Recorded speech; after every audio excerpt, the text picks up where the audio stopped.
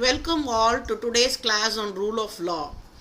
This is Dr. K. Sangeeta for Administrative Law. This doctrine of rule of law was explained by A.V. Dicey in 1855 while speaking about the British Constitution. Absence of arbitrary power. No man punished except for breach of law. If a man breaches a law, he shall be punished as per the procedure of law. Limited discretion for the organs. More discretion, more arbitrariness. So there are three main points which Dicey was telling. Supremacy of law, equality before law, predominance of legal spirit.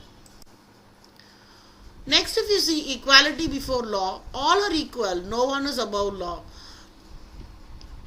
King can do no wrong principle was thus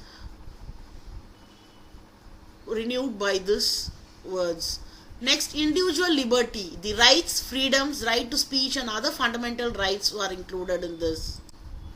Comparing other countries, in USA, rights are expressly mentioned and hence rule of law exists. In UK, judges make law, evolve principles and principles of rule of law are recognized by the courts. In India, rule of law exists but has no fixed meaning.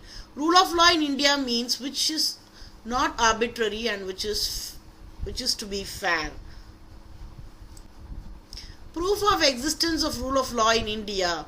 First, separation of powers, fundamental rights, especially Article 21, judicial independence and judicial review. If you see case laws, Bachan Singh versus Union of India, which was given in 1982, and ADM Jabalpur versus Shivkant Shukla, the year 1976. In Bachan Singh versus Union of India, Justice Bhagwati said, rule of law excludes arbitrariness and unreasonableness. Principle of rule of law was invoked to decry or disallow the frequent abuse of ordinance making power. ADM Jabalpur versus Shivkant Shukla. Supreme Court said rule of law is the antithesis of arbitrariness. Rule of law seeks to maintain balance between individual liberty and public order. Now we will see Bachan Singh's case in detail. Bachan Singh was the state of Punjab. The date it was decided was 16th August 1982. Here the judges were Justice Chandrachud, Justice Gupta, Justice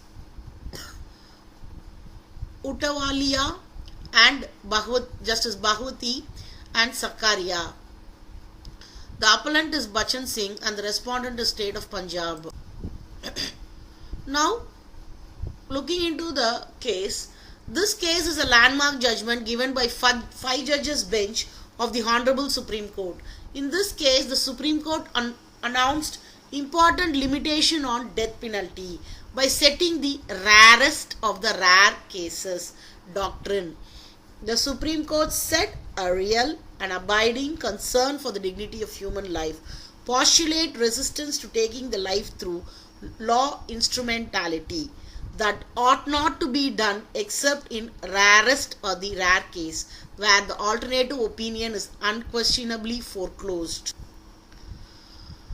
According to the facts, the appellant Bachan Singh was convicted for his wife's murder and was sentenced for life imprisonment. After undergoing the term of imprisonment, after his release, he was living with his cousin Hukum Singh and his family.